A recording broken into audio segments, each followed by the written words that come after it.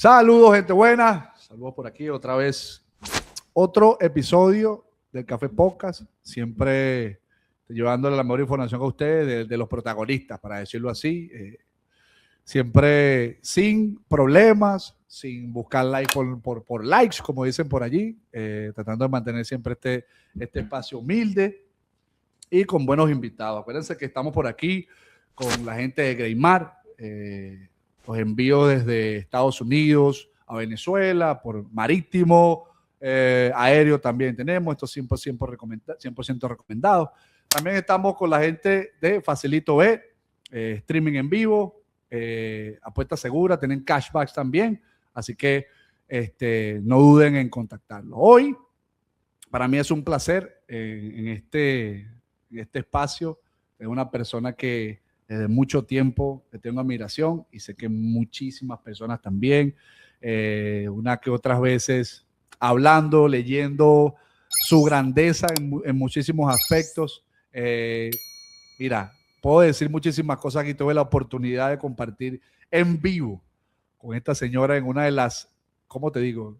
En las cosas más grandes que he visto. Obviamente no terminé el trabajo de ligar el campeonato, pero creo que más lo ligué de aquí y yo le dejé toda esa energía a ella. Hoy, para ustedes, Mari Montes. Señora Mari, gracias por estar aquí en este espacio. Ay, Kofi, gracias a ti por la invitación. Me encanta, me divertí mucho contigo, te extrañé horrores. Sí, bueno, señora Mari, como empezamos o como terminamos esa experiencia, quiero tocar unos temas con usted. Obviamente me voy a basar más en lo del clásico, pero hay temitas que esto de como usted, su trayectoria, quiero que me dé un punto de vista de eso ahora, cómo están o qué opina de algunas cosas que están pasando, obviamente pegando las redes, que se ve muy diferente a como ahora de lo del periodismo, y pues una escena que ahora unos ciertos peloteros están tomando eso de contestar, están tomando eso de tener actitudes, a lo mejor no tan buenas, pero creo que también esos comunicadores están, creo que, pasándose en lo que están diciendo. ¿Qué me puede decir usted de eso? Bueno, yo digo que las reacciones ante los ataques que reciben me parece que son humanas. Si yo pudiera darles un consejo, les diría que no les hagan caso. Que sus carreras ni nada de lo que hacen o van a dejar hecho tiene que ver con todo ese ruido, ¿no? Y en el caso de los comunicadores, hay de todo como en la viña del Señor, Kofi, ¿no? Como dice el dicho. Hay comunicadores que se apegan a lo que es su oficio, sobre todo el que es periodista, en verdad, que sabe que su deber es informar, llevar la información al consumidor de esa información, a los usuarios, como se les dice también, de las redes sociales, a los lectores, a la audiencia, a los escuchas, a los televidentes. Eso ha cambiado porque, bueno, sabemos que ahora no hay solamente televidentes u oyentes o lectores, sino también hay consumidores como los que nos están viendo de podcast, de espacios de audio en Twitter, por ejemplo, que se estila mucho después de los juegos, que se meten en un espacio. Un space, ajá. Un space, exacto, la gente opina y chévere. El asunto es cómo asume cada quien ese momento de la comunicación, Café.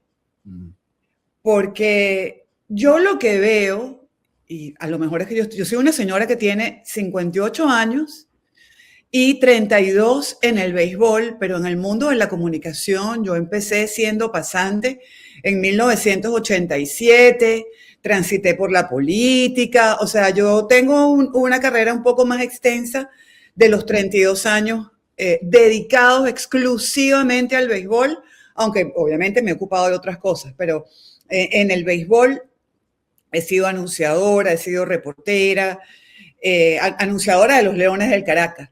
He sido reportera de medio impreso, de la radio, de la televisión, y ahora con el Extrabase es un medio nuevo también, ¿no? Digital. Entonces, bueno, puedo decir que vengo desde los telegramas, ¿no? La radio de Galena, si tú quieres, la televisión, no tanto como en blanco y negro, pero casi porque la vi, y la llegada del color a la televisión. Y entonces he visto mucho. Sí, sí.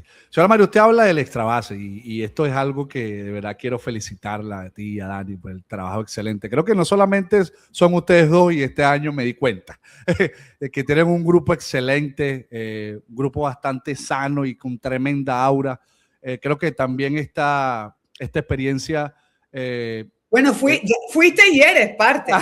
Bueno, ya soy. Pero yo le dije a Daniel que yo soy ya corresponsal. Cuando quiera me llama. Y yo... Exactamente, estás condenado a nosotros. No, Mira, muchas gracias, Kofi. Sí. Además, por haberte sumado. No, esto de verdad fue una experiencia increíble. Pero, señora Mari, este trabajo del Extrabase que usted viene haciendo antes de lo del Clásico Mundial, que por los comentarios, pues lo puedo decir, fue una cobertura increíble y bien clara y limpia. Todo esto, ¿cómo ha sido esto con el Extrabase? Especialmente que por eso han llegado a muchas cosas, especialmente se han puesto muy firmes en eso de la comunicación y el periodismo en Estados Unidos. Cuéntame todo esto. Mira, el Extrabase es un invento de Daniel, al que yo fui invitada después de haber quedado inventado. Imagínese. Sí, y bueno, obviamente me consultó desde el primer momento, después de inventado, insisto, porque nosotros teníamos un programa juntos en el Venezolano TV, ¿te acuerdas que tú fuiste? Sí, sí, claro. Pero ese segmento como tal, como espacio deportivo, terminó. Digamos que cumplió un ciclo para los efectos de la nueva administración que entró en aquel momento al canal. Y yo quedé como ancla de las noticias deportivas en el espacio del noticiero y desapareció el programa de deportes. Entonces Daniel y Julio dijeron, bueno, vamos a continuar. Y porque ya se había hecho un equipo, ya ellos dos habían hecho un match excelente y ya tenían la idea, independientemente del programa, de hacer una revista de béisbol. Porque Julio es hijo de Osvaldo Muñoz, el fundador del Venezolano, del periódico, y tenía, como se dice aquí, el know-how, el conocimiento de cómo irse por un medio impreso. Ajá. Y a Daniel, desde chiquito, no sé desde cuándo, podría tener 13, 14 años, le gusta escribir. No publicaba en ningún lado, él de pronto tenía una publicación por aquí. Mi profesor Alexis Márquez Rodríguez le encantaba leerlo y le decía siempre, no dejes de escribir, escribe, escribe. Y entonces se inventaron hacer el Extrabase como una revista y sale el primer número. Había unos artículos de Daniel, un artículo mío que me pidieron prestado y yo no sé cuánto, y arranca la primera revista, era de distribución gratuita, con patrocinadores que siguen con nosotros, afortunadamente, creyeron en el proyecto de la idea que tenía Daniel, y bueno, después de eso, digamos como se dice, una cosa trajo la otra, y entonces comenzó la cobertura del béisbol con el Extrabase, consiguió su primera acreditación como medio digital y comenzó el trabajo. Esto fue en 2018, estamos hablando de mayo de 2018. Y comenzó el trabajo, yo seguí en el canal, pero seguía colaborando con el Extrabase como colaboradora. O sea, que usted fue una empleada. Sí, claro. Ajá, caramba. Estoy en la junta directiva, pero yo siempre lo digo, porque te consta. Daniel, ¿qué quieres que haga? ¿Cómo quieres que nos repartamos el trabajo? Y él manda. Sí, es bastante serio. Fíjate cómo tú ser eso de que la señora Marimonte te pregunta a ti qué hay que hacer. Esto es increíble. Sí, bueno, tú eres el director, ¿no? Por eso, exacto, claro. Sí. Y esta es su idea y mi rol es un rol que él me asignó, o sea, además de consultora, Daniel desde la primera serie mundial, que fue la de 2019, me dijo, mamá, yo quisiera que tú te dediques a escribir de cada juego. Y ese es mi trabajo. Y bueno, ya ahí viene mi decisión, escribir de cada juego, cómo escribo de cada juego. Bueno, vamos hombre por hombre, vamos AO por AO. Porque como yo soy una consumidora también de lecturas, me gusta mucho cuando me voy a un periódico, qué sé yo, de 1912, de 1913, poder encontrarme, o más atrás incluso, poder encontrarme las crónicas que se escribieron de los juegos, y la única manera como que de revivirlos es siguiendo ese patrón de contar el juego tal cual como fue, bateador por bateador. Eso me encanta. A mí me dijo Daniel, tú te vas a dar cuenta algo de hoy que no hace mucha gente, ¿no? Y entonces yo me senté al lado de usted y eso, y yo veía que usted punto a punto anota también en el libro ese, ¿verdad? En las anotaciones, normal, pero también escribe y va escribiendo absolutamente todo lo del juego. Eso es picheo a picheo. Esto es, o sea, yo volteaba así y yo a veces me volvía un 8 anotando, y yo veía a la señora Mari y anotaba eso, anotaba lo otro, hablaba con el otro periodista, le preguntaban y seguía anotando. O sea, impresionante. Yo me quedé loco, honestamente. Bueno, porque esa es la mejor manera de hacer la crónica, Kofi, y fue un aprendizaje. Porque yo aprendí hace mucho tiempo ya, trabajando en el Universal, y viendo lo que le pasaba a otros colegas, que uno está escribiendo una nota, le hace como un encabezado, se distrae, anota, pero conversa y yo no sé qué más. Y el juego se voltea en el 8º inning, en el 9º inning, y todo lo que tenías escrito no sirve. Tienes que como que volver a escribir el béisbol, y tú dices, ok, no, ya tú habías encabezado, bueno, hoy, qué sé yo, Italia. Yo podía tener una crónica diciendo que Italia ganaba ese juego. Completamente. Perfectamente. Pues ese juego se voltea tarde, Venezuela remonta tarde. Sí.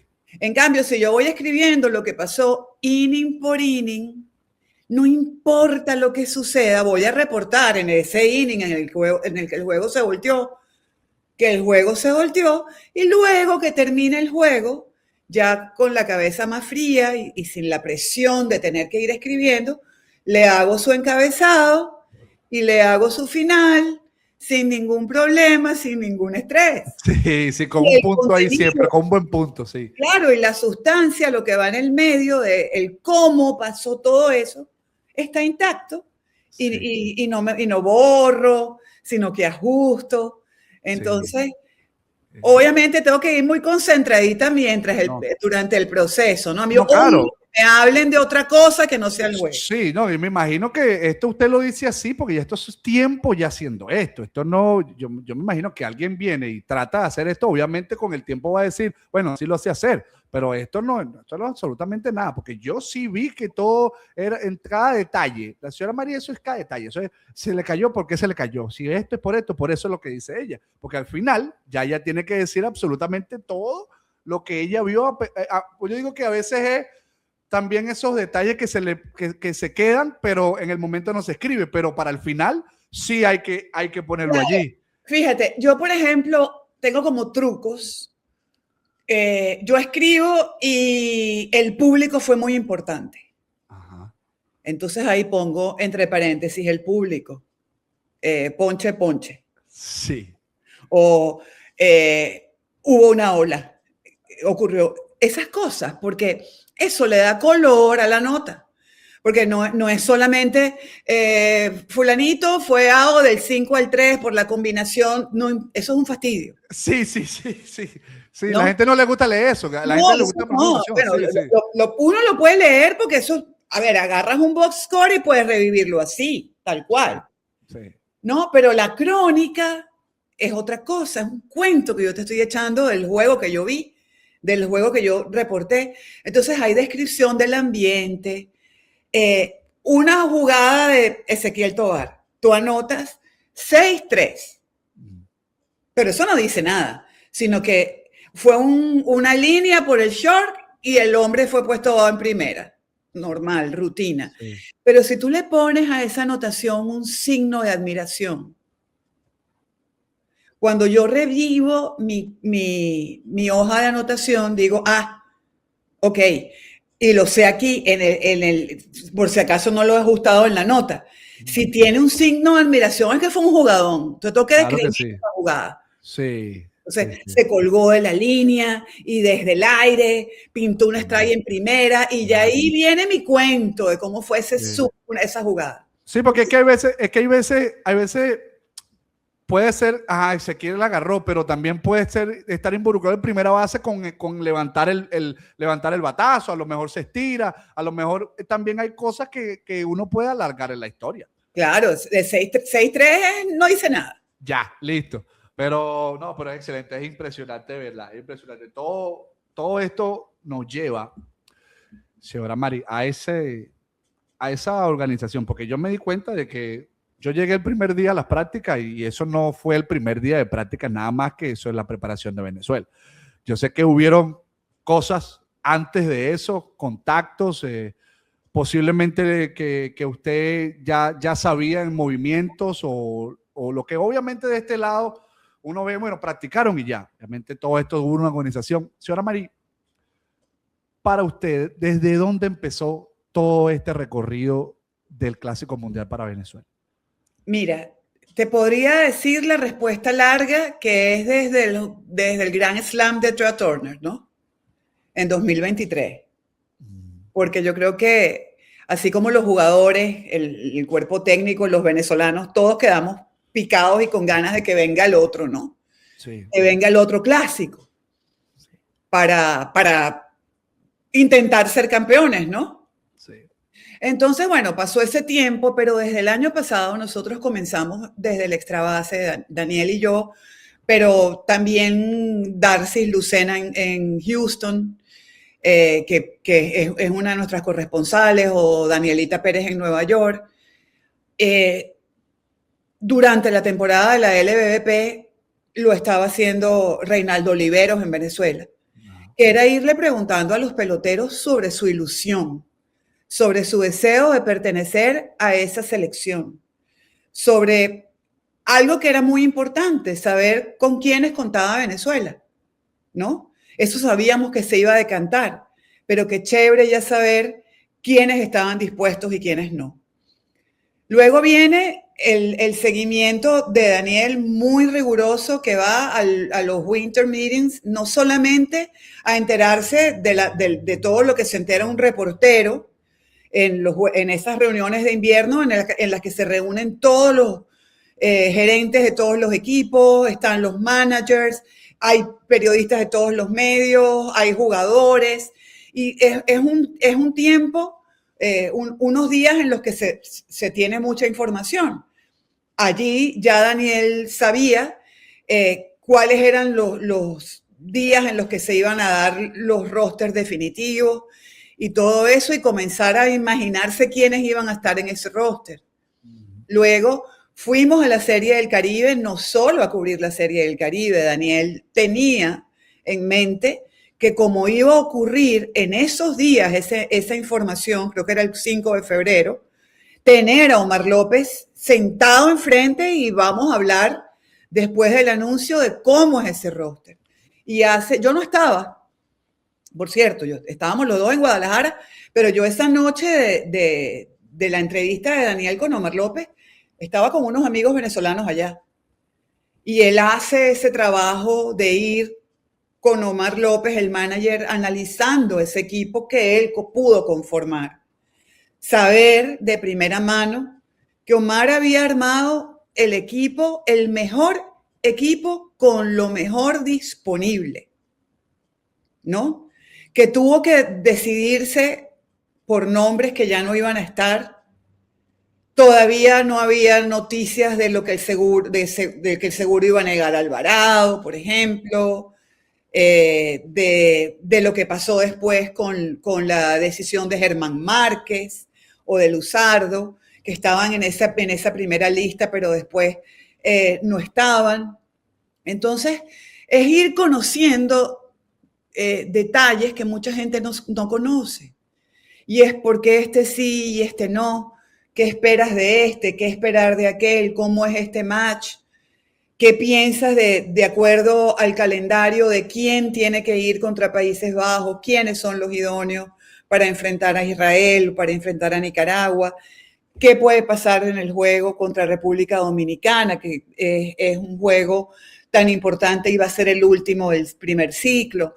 O sea, era eso, Kofi, ir sabiendo qué pasaba en lo gerencial, en lo operativo, conversar con Andreina Salas, con el Chato Yepes. Cuando empezaron los entrenamientos de primavera, bueno, ir buscándolos a ellos. Primera vez que iba a jugar Wilson Contreras. A ver, Wilson, ¿cómo te sientes? Es tu primera vez. Nos contó que estaba arrepentido de no haber jugado en 2023 y las razones por las que no lo había hecho y lo que le pesó. Era ver a Ranger Suárez ilusionado, ver sus ojos brillantes y su inquietud por estar allí, el dolor de José Alvarado de no poder estar por el seguro. Fue bastante crítico, duro. Duro, pero era sí, eso. Era entender eso. A Luzardo cuando decía, yo tengo temor porque yo no he pichado. Y de aquí a que probablemente me toque, voy a tener muy pocas salidas y es una responsabilidad muy grande. Muchas veces nos vamos de jueces, ¿no? Sí. Y no escuchamos razones. Yo creo que una de las cosas que yo le defiendo con mucho celo es que yo estudié comunicación. Yo no estudié derecho. Sí. Entonces yo no estoy ni para acusar, ni para enjuiciar, ni para defender. Ninguna de esas tres roles me corresponden. Yo soy una comunicadora. Entonces yo tengo que oír y transmitir. Ese es mi trabajo. Sí, hay veces que como usted hace ese trabajo, entonces dice, no, pero usted lo que hace es defenderlo. Usted tiene que decir lo que es. Usted, a veces es lo que usted dice. O sea, hay cosas que uno tiene que respetar como quiera. Si el pelotero o cualquier persona dice, bueno, esta es mi razón, esto es lo que yo estoy considerando, lo que estoy decidiendo. Bueno, mira, pasó con Omar y Eugenio. Así mismo es, así mismo es. ¿Sí? Tú me dices eso y pienso en ese día, Kofi, porque tú y yo estábamos ahí. Sí, sí. Y por supuesto que uno al lado del otro pensamos, no podría entrar Eugenio. Sí. Son 49 jonrones, tal, porque uno, obviamente, uno como comentarista, como los narradores, los reporteros cronistas, todos estamos viendo el juego. Sí, claro. Cada uno tiene una visión distinta, incluso física. Porque hay unos que están en el palco de prensa auxiliar, unos que están en su cabina de transmisión con unas condiciones distintas a las que tenemos los que estamos en el palco de prensa enfrente. O sea, cada quien tiene una manera de ver el juego, incluso física. No nada más porque cada quien tiene una opinión. Sí. Pero, a ver, nosotros podemos tener esa opinión muy válida. Estamos hablando de un hombre de 49 jonrones. Y estamos pensando que se le hubiera dado una oportunidad, capaz y da un batazo. Pero eso es todo lo que tenemos como elemento. Ya, exacto. Ya. Y ahí hay un tipo que dio 49 jonrones en la temporada y que capaz y da un batazo, pero capaz y no lo da. Pero eso es lo que nos llevó el momento a decir, bueno, esto puede ser, ¿por qué no? Y eso es válido, claro. Es válido, pero cuando Omar López, que es el manager, dice... Bueno, lo que pasa es que yo me hubiera quedado, si el juego se iba a extra inning, que podía ser, sí.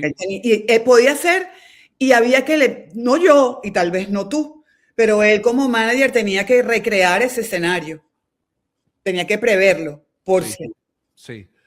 Entonces él da su razón. A mí, ahí cuando él dice, me iba a quedar sin catcher, tú dices, ok, es comprensible. Entonces yo también puedo pensar que el error estuvo en la estructuración de ese line-up con tres catchers, con Salvador, Wilson y William. Correcto.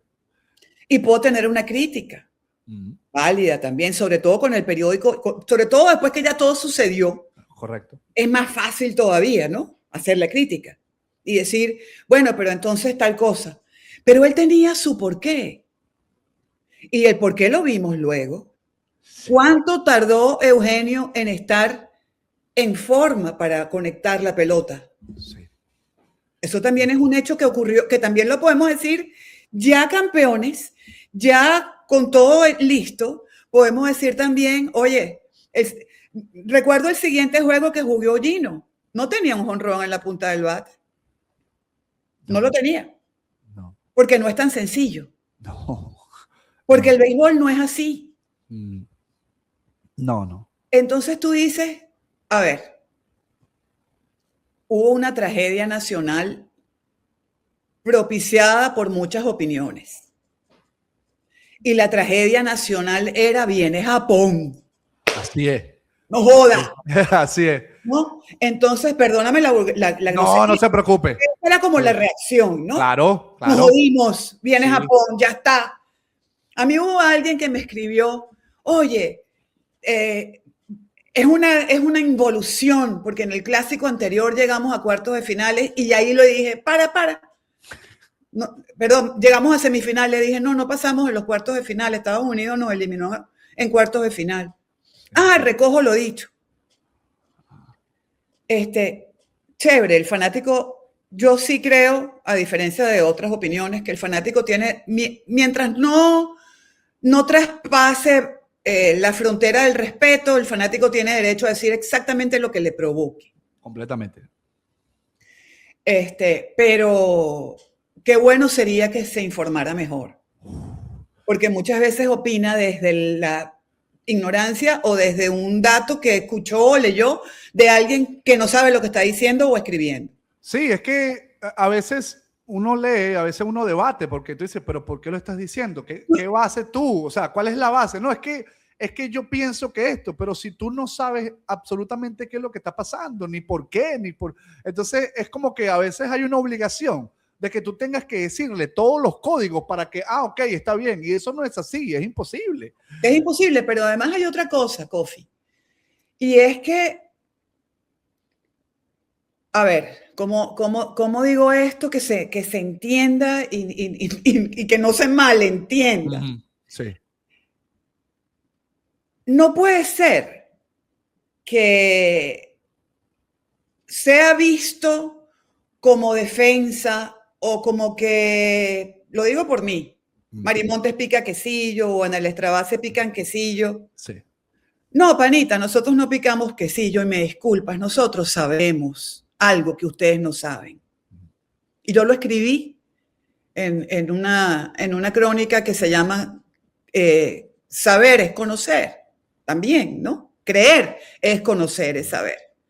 Yo no creía que le íbamos a ganar a Japón porque yo soy una pendeja que cree que los venezolanos de la nada le van a ganar a Japón porque yo le pico quesillo a Omar López y entonces que perdiéramos ante Dominicana no me importó, no me sumé a la tragedia nacional de vamos a caerle todos encima a Omar López porque dejó sentado a Eugenio y si Eugenio jugaba, entonces seguramente Eugenio iba a dar un jonrón y vamos a voltear el juego a Dominicana, que no sé qué tal, y para allá y para acá.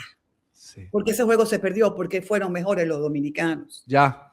Porque le batearon mejor al picheo venezolano y ya está. Sí. Porque era una alineación infernal, que como me decías tú, todo el juego, no dan descanso. No hay descanso, sí. Y bueno, había que tener en cuenta que podías perder un juego. Y a lo mejor era ese, el único que se podía perder. Y para nosotros, tú y yo lo dijimos, que venga Japón. ¿Ya? Porque sí, si queremos ser campeones, vamos a tener que enfrentar a Japón. Sí. Y bueno, vamos a tener que ganarle a Japón. Sí. Porque después de la segunda ronda, ya era eso, ganarle a los mejores. Yo lo siento por quienes se tomaron este clásico, tanto en Dominicana como en Venezuela, como que esta vaina era para ganarle a Dominicana o para ganarle a Venezuela. Esto era para ser campeones. Así es. Entonces, si los que se gozaron ganarle a Venezuela, panitas, síganselo gozando, pongan un merengue bien ripiado y bailen porque le ganaron a Venezuela. Porque déjenme decirles que al sol de hoy, a mí, desde el primer día, desde el día anterior, ganar o perder ese juego no me importaba. No me importaba en lo más mínimo. Porque en mi análisis, que iba más allá del juego contra Dominicana, venía Japón. Y lo puedo decir con café, porque ahí está la grabación. Dijimos que venga Japón, porque a Japón le podemos ganar. Claro que sí. Punto. Le podemos ganar, porque ¿a quién tenía Japón? Además de a Shohei Ohtani, a Yamamoto, a Suzuki, Murakami. A Murakami. Ya va. Ya va. ¿Por qué tenían ese miedo? Porque ganaron 3 clásicos antes. Sí, habíamos dicho que con todo y eso había que jugar pelota, pero en los análisis el equipo de Japón tenía su hueco. Claro, pero además nosotros teníamos fortalezas. Claro que sí. Que teníamos solamente que verlas, ¿no? Ya habíamos visto a Emmanuel de Jesús, ¿no? Sí. Ya sabíamos que podíamos venir de atrás, que reaccionábamos. Incluso ese juego contra Dominicana nos lo dijo, que cuando se recortó esa distancia, que Venezuela no estaba dispuesta, ni siquiera en el caso de la derrota. Esa derrota la vendió cara. Sí, claro. Sí, ¿no? sí. Entonces, esos son muestras de lo que un equipo hace que te dicen lo que un equipo puede hacer. Sí, yo creo que esa cercanía fue lo que nos puso a nosotros a decir, pero entonces podemos ganar el juego. Entonces podemos ganar el juego. Hasta ahí, listo, pero ya. Es como usted dice, era que teníamos que perder y listo, pues ya. Y ya, y ahí está, no hubo una tragedia. Nos podemos poner a especular, ¿no? Y ponernos en los zapatos de Dominicana y decir, bueno, le ganamos a Dominicana, le ganamos después a Corea y nos vemos con Paul Skeens. Nos vemos con Paul Skeens con 80 picheos, date pues. Así es. Pregúntale a Dominicana cómo lo Así es. Anda y revisa cómo fue la historia. Sí, ¿no? Entonces nos ponemos, adelantamos juicios sobre la base de unas supuestas derrotas que no se dieron, crucificamos gente, malpusimos gente. Especialmente desde el principio, señora Mari, desde el principio de las prácticas. Llenamos de odio a un hombre que lo único que quería era ganar. Con un equipo que lo único que quería era ganar, con un cuerpo técnico que lo único que quería era ganar.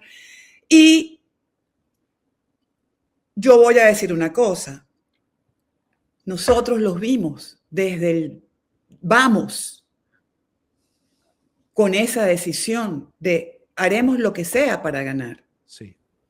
Con lo que estamos. Sí. Claro, no se perdió a propósito ante Dominicana para no ver a Paul Skeens, ojo. Ese juego se quería ganar también, pero no se ganó. Ya. Y entonces había que pensar en el otro escenario, Japón. Ya. A quienes ponemos, teníamos hombres con experiencia. Andrés Machado, que de verdad, Dios los bendiga a todos siempre. Pero teníamos cómo. Lo que había era que respirar profundo y pensar en, bueno, mira, cómo es este line-up, si querías hacer un análisis. Ahora, si lo que querías era activar interacciones que se sumaran a la opinión de vamos a caerle todos encima, ok. Yo felicito a todos los que, si esa era la idea, lo consiguieron. Sí, vale, sí, al 1000%. Y sí, qué chévere por ellos, de verdad. Hay una cosa, Kofi, que yo entendí, y es que uno tiene que ocuparse de lo que uno hace. Sí, 100%. Señora Mari, hubo una de las declaraciones donde hasta yo quedé un poco en el aire, ¿no? De todo lo que surgió y declaraciones que puedo decir que reales, de que puedo decir honestas por lo que tú sientes, por lo que representas. Y esto generó lo que sabemos, una ola, pero que hasta gente que ni siquiera sabe de pelota se metió en esto, pues, ¿sabes? Por el hecho del nacionalismo, de que donde tú eres, de donde yo soy, de lo que represento. Pero esto de lo de Latinoamérica, lo de venezolano, lo que dijo Ronald también, que obviamente él quiso mantener todo en raya, pero Michael simplemente tomó la iniciativa de decir, me imagino, con todas las cosas, de que imagínate un pelotero joven que con esa decisión decir, no, es que yo represento a Venezuela, no hay más nada. ¿Me entiendes? Entonces, en ese espacio, en ese momento, para usted, ¿qué opina de eso? A ver, Michael es como es. Yo en 32 años he visto no muchos Michaels, ¿no? Porque no hay tantos. Es un pelotero muy único, con un talento muy especial, ¿no? Y que se pierde de vista. Pero me refiero a muchachos que los he visto madurar. He visto muchos jugadores que llegaron con un ímpetu y que a lo largo de sus carreras al final se convirtieron en unos señores, pues. Y es lo lógico. Todos hemos pasado por ahí, todos hemos transitado por ahí de una u otra manera, y Michael es explosivo, Michael no tiene filtro, Michael es picado. Sí. No sé qué le habrán dicho, qué cosas les habrían dicho, no sé. No tengo o haya visto por allí los mensajes. Claro, sí. Yo no he hablado con él sobre ese tema. Sí. Y seguramente en algún momento se lo preguntaré, si lo veo. Sí. Si tenemos tiempo, porque realmente no es algo con el que seguramente si me da 3 minutos por una entrevista no le voy a preguntar eso. No hay manera. No, completamente. Estoy de acuerdo. Eso es muy importante de hablar. Sí. Pero en todo caso es verdad lo que dijo. Ahí decía Venezuela. Sí. Eso es en pequeñas ligas que los equipos dicen en Latinoamérica. Ajá. Esto era el Clásico Mundial de Béisbol. Sí. Y él no lo dijo para ofender a los dominicanos. Él tiene compañeros dominicanos con quienes seguramente tiene la mejor relación.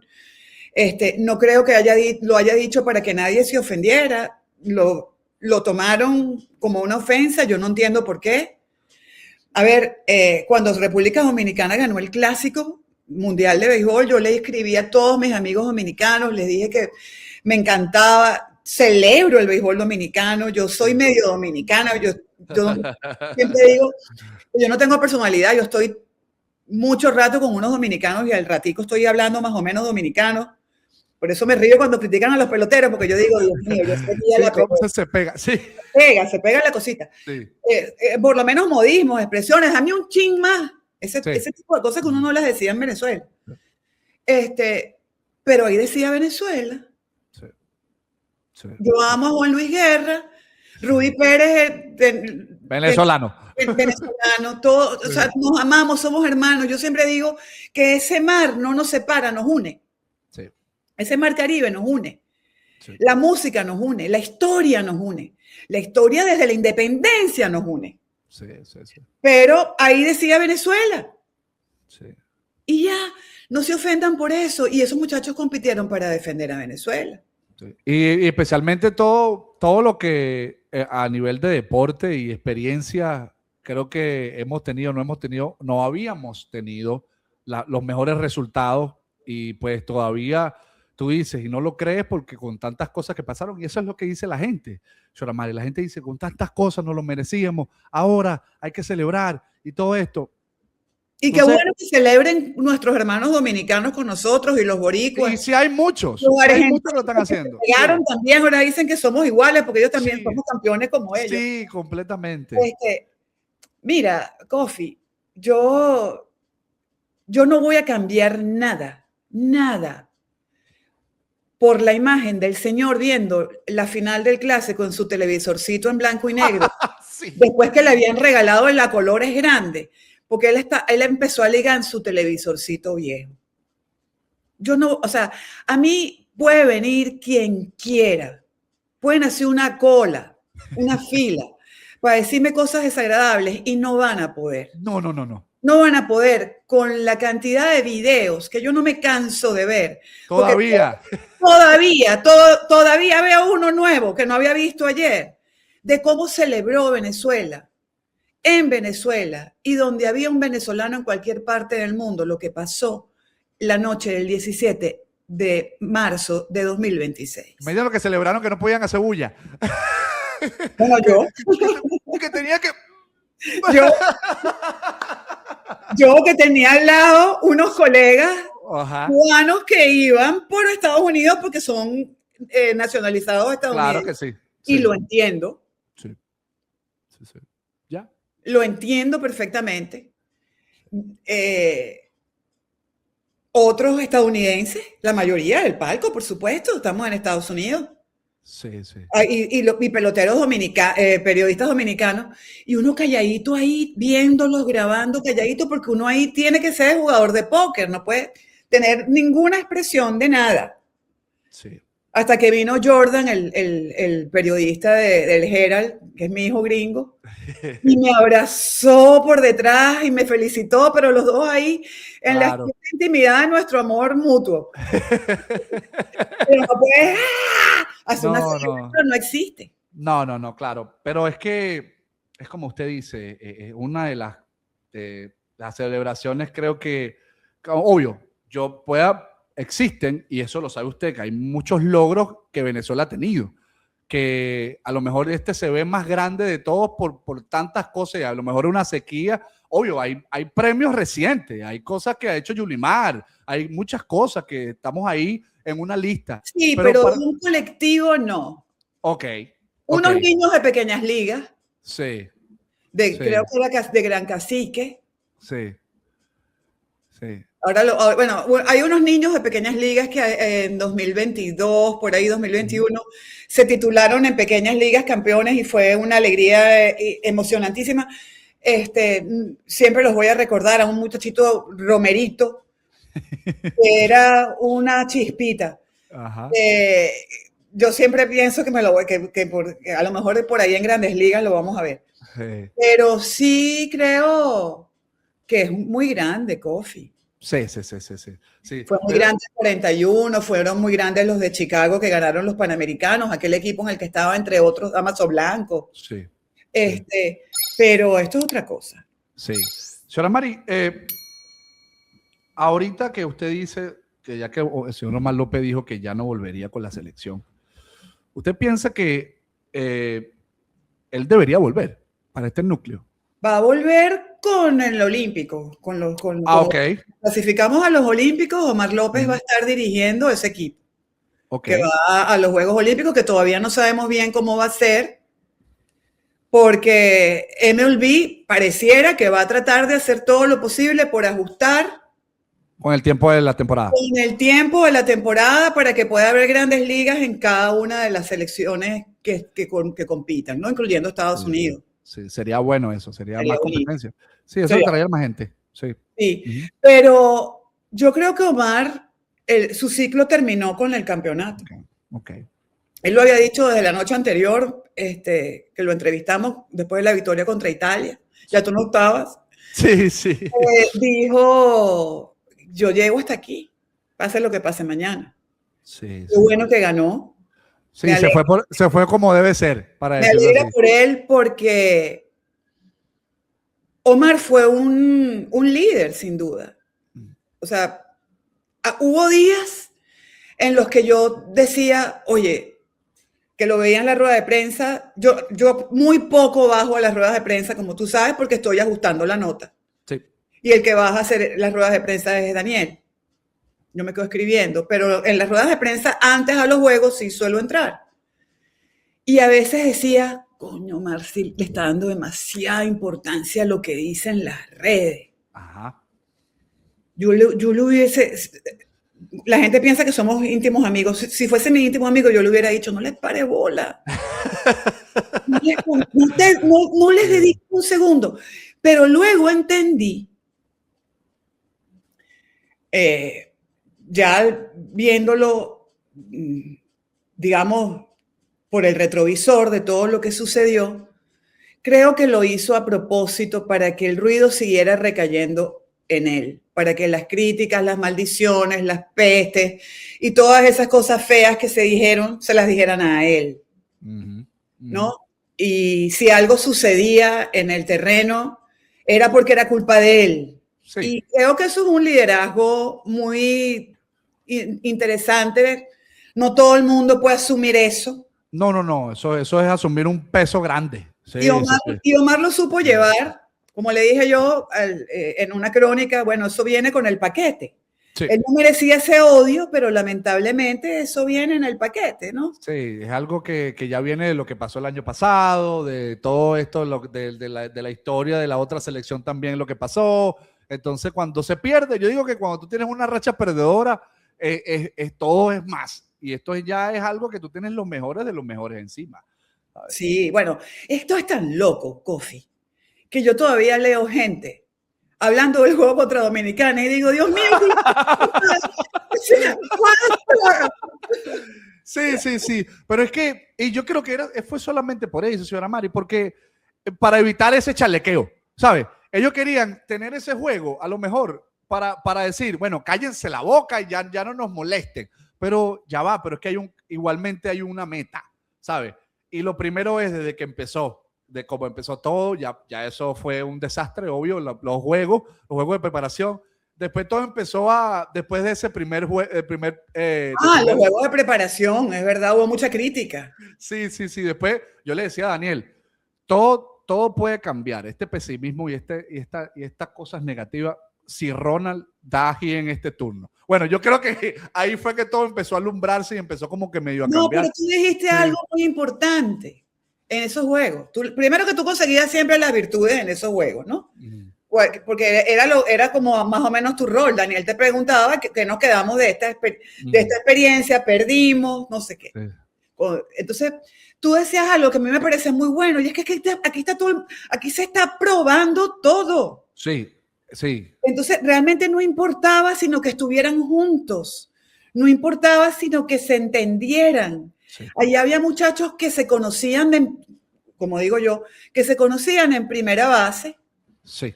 ¿No? O sea, qué sé yo, a Rae, seguramente a muchos, pero un Wilson. Wilson conoció a muchos de sus compañeros ahí. Michael conoció a muchos de sus compañeros ahí. Sí. Sabían quiénes eran, se conocían de vista, se habían podido claro. Práctica, hola. Sí. Pero esa convivencia. Ya para un equipo y representar a Venezuela es otra cosa. Sí. Y lo veíamos desde las prácticas como eran de hermanos. Tú no podías entrar tampoco porque tu creencia no te lo permitía. Sí, había la música adentro, esos tambores comenzaron a sonar adentro. En las prácticas. Y el joropo. Sí. Y Simón Díaz. Todo. Y el carrito, vamos a decir la marca de Doggy, que lo que eran era que si chicha, papelón con limón, aretitas, empanaditas, tequeñas, un carrito parado enfrente del wow, ahí en Palm Beach. Y en la práctica, la música de la salsa, era todo eso, en las prácticas, todo eso amenizaban con esto. Uno dice, mira, por eso digo, había que verlos desde el vamos. Sí. A mí me podrán decir siempre lo que sea, que yo me pongo con el béisbol cursi, lo que quieran. Seguramente sí, y no lo voy a evitar. No lo voy a trabajar en terapia, ¿no? Quitarme eso, porque eso para mí es importante, en la parte romántica del béisbol. Pero es que a mí me gusta ver a los peloteros a los ojos. A mí me gusta hablar con ustedes y preguntarles de sus sueños. ¿Cómo está tu mamá? Tu abuelita, te doy el pésame, lo sabes, pero gracias, amor, sí. me refiero a eso que te llevó a ser lo que eres. A mí me gusta saber eso. Sí. A mí me gusta enterarme de esas cosas fuera del micrófono y conocerlos un poco más. Y este es el muchacho que tal cosa, este es el que le honra a su abuelito cuando mira al cielo. Sí. A mí me gusta saber eso. Sí. Y es importante porque el brillo de los ojos de un pelotero que te cuenta que va a ir por primera vez a un clásico mundial es un elemento tan importante como luego verlo arrodillado practicando defensa con Rouglas Odor. Sí. Para mí importa y exactamente igual. Sí. Me dice muchas cosas. Sí, es que la ilusión, que se le quebrara la voz pensando en cómo iba a ser el momento. Muchos antes de empezar todo, hay muchos que hablando era llorando y no había empezado el torneo. ¿Sí? Mira, el año pasado, ¿cómo te imaginas en la raya de cal sabiendo que tu hermano también va a estar ahí, Wilson? ¡Wow!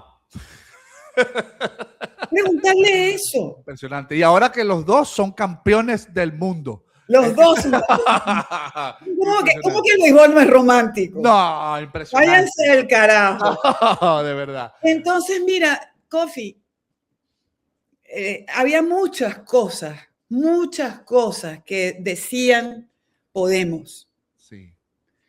Cuando Luis Arraez entra, que uno no lo ve, claro, yo me hago desde aquí como si lo estuviera viendo allí con mis ojos directamente, pero estaban las pantallas, la pantalla central. Sí. Y viene por un lado el capitán George y por el otro lado viene Luis Arraez. Yo inmediatamente digo, claro, nuestro capitán está en el bullpen, sí, trabajando con Eduardo, ¿no? Que es Salvador Pérez. Y bueno, eligieron a Luis. No, ni siquiera voy a preguntar el criterio porque creo que no importa. Cualquiera de ellos, cualquiera podía agarrar esa bandera, pero salió Arraez. Sí. Y sale Luis y salen los dos a la vez con la bandera aquí y de pronto Josh la levanta así como para que la vean y Luis se queda con la bandera levantada. Omar le decía atrás, déjala arriba. Wow. Sí. Pero lo que yo sentí, y lo escribí, era que él había salido en actitud de lancero, en actitud de aquí llegamos nosotros. Así es. Aaron Judge mide más de 2 metros y Luis mide 1,80 sí. de alto. No mide más de 1,85. Y Luis se veía más grande que Aaron Judge, de tamaño.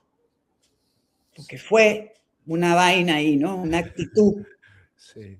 Y luego, cuando escuchamos el himno, que yo estoy ahí paradita en el palco, como tú sabes, cara de póker, como si ese himno no es mío. Sí, sí. ¿No? Oyendo el himno y oigo a la gente entonarlo, porque el himno era instrumental.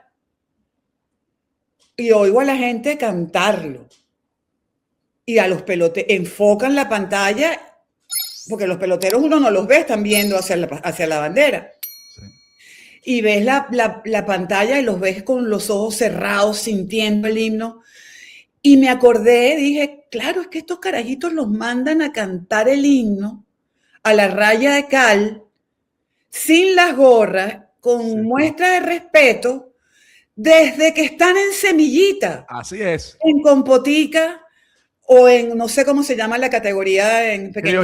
Criollito, sí, exacto. Exacto, sí. Desde que están en la primera categoría del béisbol. Sí. Aprenden el himno, lo saben cantar, saben, no, y la cosa histriónica de la gorra y la cosa que a mí me encanta. Sí. Y lo cantaron con el alma. Sí. Con el alma vibrador, ¿no? Sí.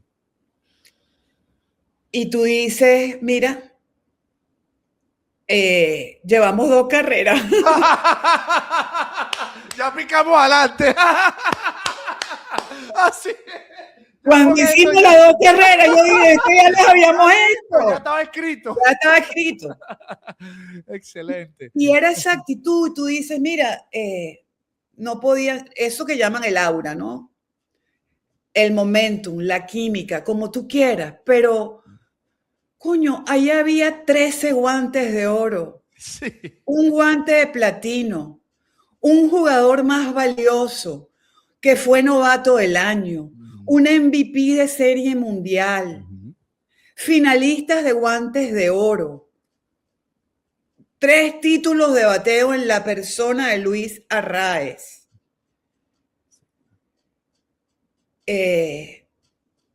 Un ganador de serie mundial como Eduardo Rodríguez, sangre fría para un juego como el que venía, con unos señores como los que tenía que enfrentar. Entonces tú dices, ¿por qué tenían miedo de llegar hasta aquí? Sí, no solamente eso, usted dice que teníamos 2-0 con lo de la bandera, pero por mucho perdíamos ya 2-0 porque estaba abriendo Eduardo Rodríguez, aunque no crea. ¿Por qué pones por lo que lo pone, que si no hay otro? Y yo, hermano, ese es el mejor país en ese momento.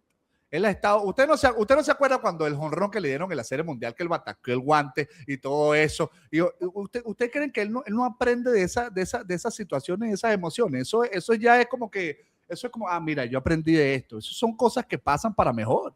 No, y también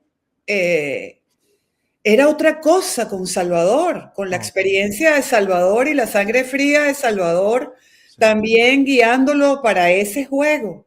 Sí, sí, impresionante. Yo me acuerdo que tú me decías, señora María, a mí no me gusta ver a Johan Santana. Yo te decía, me encanta ver a Johan Santana. Usted me decía, a mí me gusta cuando entra a hablar con los pitchers, y yo a mí no. Pero claro, tú tenías la visión más... Sí, bueno, sí. cuando sube el coach es que hay un aprieto, ¿no? Claro. Pero yo tenía la visión de, ok, ciertamente. Sí, sí.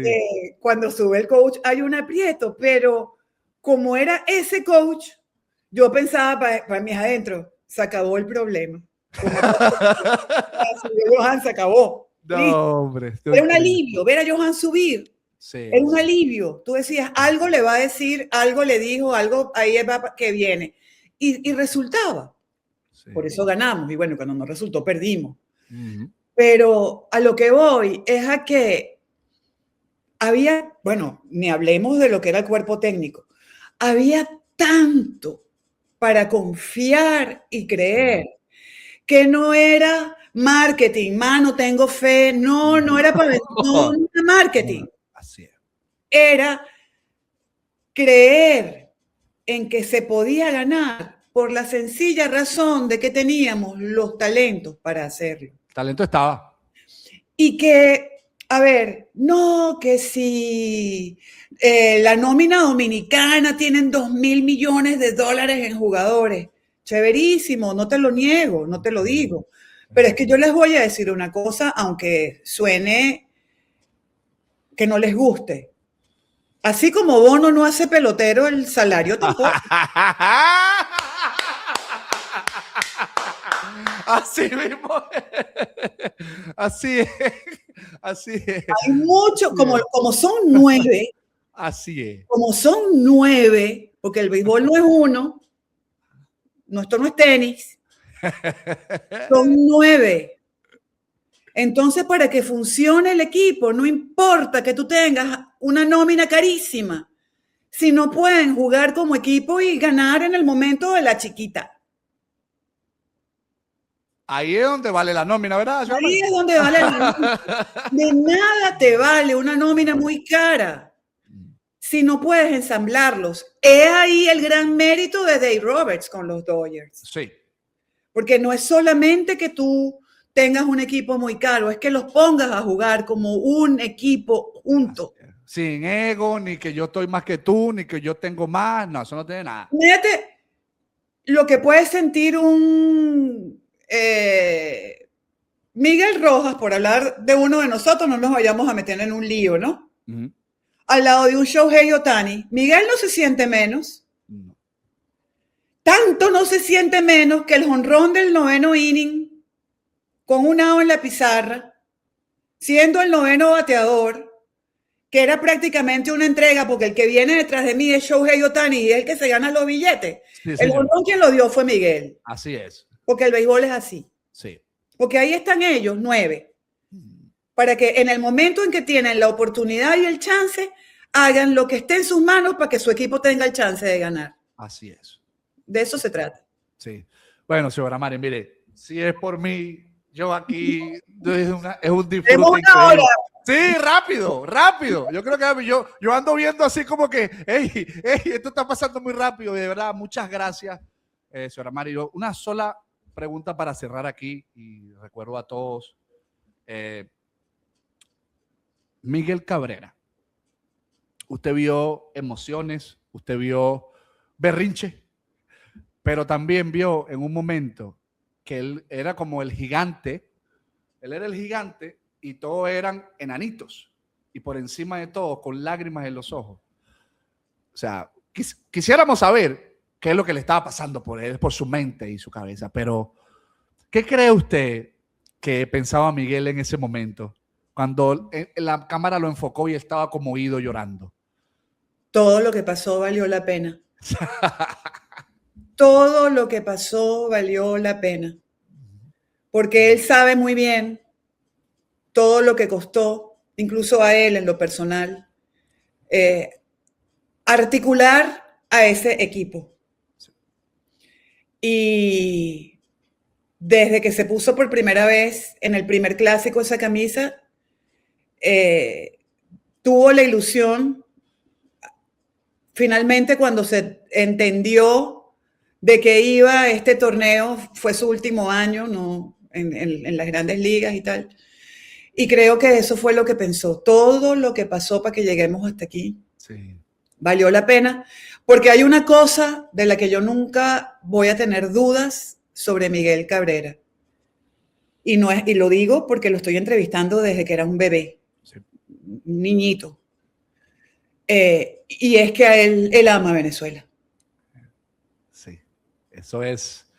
Mira, lo vimos todo y yo también vi eso. Así que, señora Mari, gracias por esta oportunidad. De verdad, un placer siempre será. Sé que, mira, muchas cosas las voy a seguir viendo, las voy a seguir preguntando porque esto es otro tipo de nivel. Lo que yo, de verdad, ahora tenerte aquí en mi programa es increíble. De verdad, gracias por estar aquí y pues seguimos con todo. Yo soy corresponsal y somos yo soy tu compañera, así es, tu alumna al lado, Kofi. Pero muchas gracias, señora Mari, de verdad agradecido por este tiempo. Gracias, Kofi.